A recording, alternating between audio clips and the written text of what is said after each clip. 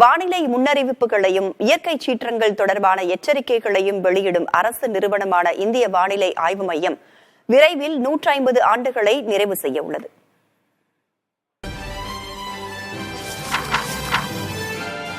மனித வாழ்வின் பல அடிப்படையான விஷயங்களை தீர்மானிப்பதில் வானிலை முக்கிய பங்கை வகிக்கிறது.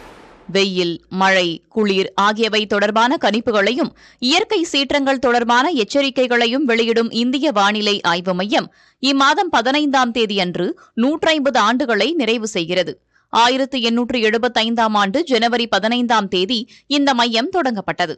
1878இல் இந்திய வானிலை ஆய்வு மையம் தினசரி வானிலை அறிக்கையை வெளியிடத் தொடங்கியது ஒரு மைல்கல் தருணம். நீண்டகால வானிலை ஆய்வு தரவுகளை வைத்து இந்த தினசரி அறிக்கைகள் தயாரிக்கப்பட்டன.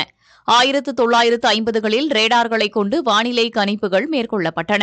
1970களில் 24 மணி நேரமும் உலகளாவிய வானிலை போக்குகளை கண்காணித்து கணிப்புகளை வெளியிடுவதற்கான வசதிகள் அதிகரித்தன. 1980களிலும் 90களிலும் செயற்கைக்கோள்களின் வருகை வானிலை கணிப்புகளை மேம்படுத்தியது. கடந்த 10 ஆண்டுகளில் வானிலை கணிப்பில் மேலும் பல அதிவேக முன்னேற்றங்கள் நிகழ்ந்துள்ளன.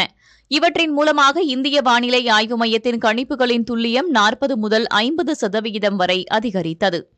இந்திய வானிலை ஆய்வு மையத்தில் இப்போது 4000 அறிவியல் பணியாளர்கள் உள்ளனர். மேம்பட்ட வானிலை கணிப்பு கருவிகள், உயர்தர கணிப்பு மாதிரிகள், முன்னெச்சரிக்கை அளிப்பதற்கான ஏற்பாடுகள் என பல வகைகளிலும் மேம்பட்டுள்ள இந்திய வானிலை ஆய்வு மையம் மக்கள் சேவையில் தொடர்ந்து ஈடுபட்டு வருகிறது.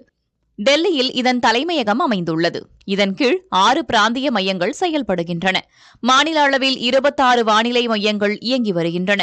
விவசாயம், மீன்பிடி தொழில், வெள்ள நிர்வாகம், பேரிடர் மேலாண்மை, விமான போக்குவரத்து, கப்பல் போக்குவரத்து என வானிலை கணிப்பு தேவைப்படும் துறைகளின் எண்ணிக்கை அதிகரித்து வருகிறது. இதனால் இந்திய வானிலை ஆய்வு மையத்தின் முக்கியத்துவமும் பன்மடங்கு அதிகரித்துள்ளது.